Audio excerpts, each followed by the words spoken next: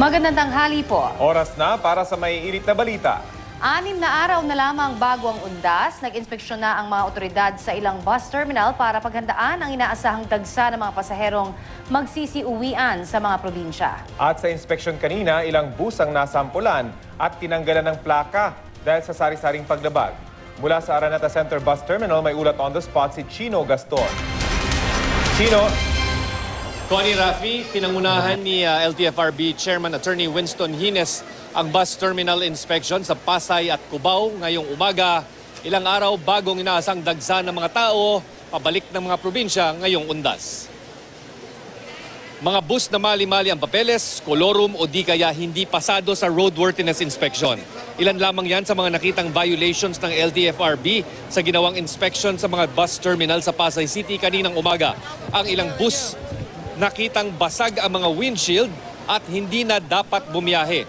Sari-sari ang palusot at paliwanag ng mga driver at operator pero hindi ito pinakinggan ng LTFRB at agarang pinagtatanggal ang mga plaka ng mga bus.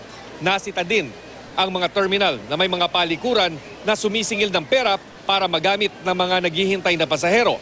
Pero dahil bawal daw ito, sabi ng LTFRB, pinabalik ang dating sistema kung saan hindi na pinababayad ang mga pasahero. Ang mga nahuling bus hindi muna makakapagbiyahe hanggat hindi makapagbakita ng kaukulang dokumento sa LTFRB headquarters sa Quezon City. Ayon kay Attorney Hines, lalong paiigtingin ang mga inspeksyon sa mga susunod na araw habang papalapit na ang undas. At dahil aabot sa 30 hanggang 50% ang pagsipa ng bilang ng mga pasahero tuwing undas, nakatakda ng maglabas ng special travel permit ang ahensya para mapayagan ang mga city buses na makapagbiyahe tungong probinsya mula October 30 hanggang November 3. Nataon din daw kasing SEM break ngayon ng mga paaralan kaya maraming ding bumibiyahing estudyante. Kasama rin sa tinitingnan ng LTFRB ang mga paghahanda ng terminal sa baggage inspection at security bukod pa sa kalagayan ng mga pasilidad ng mga terminals gaya ng sapat na mga upuan at ventilation para sa kapakanan ng mga pasahero.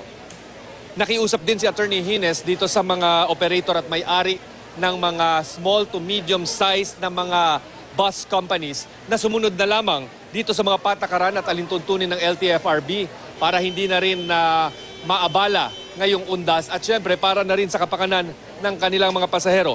Dito naman sa Araneta Bus Terminal, unti-unti nating napapansin na dumarami na rin ang mga taong pabalik ng probinsya na siyang nataon din daw, gaya na nabanggit kanina ni Attorney Hines, na nataon din na SEM break ngayon kung kaya't kahit maaga pa ay marami ring pasaherong umuuwi ngayon ng probinsya. Pinagtutuunan ngayon ng pansin ng pamunuan ng bus terminal dito sa Araneta Center ang baggage inspection at security na kanilang pinatutupad gamit ng kanilang mga private security personnel kaakibat ng mga tauhan ng Philippine National Police. At yan ang latest mula rito sa Quezon City. Balik sa inyo, Connie at Rafi.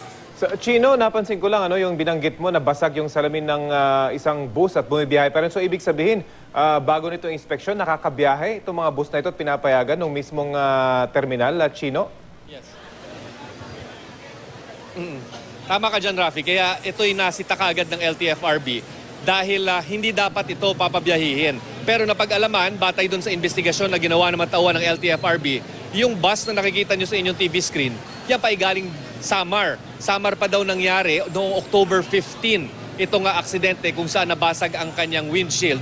Pero bumiyahe pa rin daw. Ang paliwanag ng driver at operator nitong bus, nakarating ito ng Manila dahil dito lang daw pwedeng ayusin yung malaking windshield ng bus. Pero nung pabalik daw ito, hindi rin nila maiwasan na magsakay ng mga pasahero. Nagpupumilit daw na sumakay pabalik ng Metro Manila. Pero nung usisain ni Attorney Hines kung sumingil ba sila ng pasahe dito sa mga nagpumilit umano na sumakay ng mga pasahero, ay sabi nila, Rafi, sumingil din sila ng pasahe pabalik ng probinsya.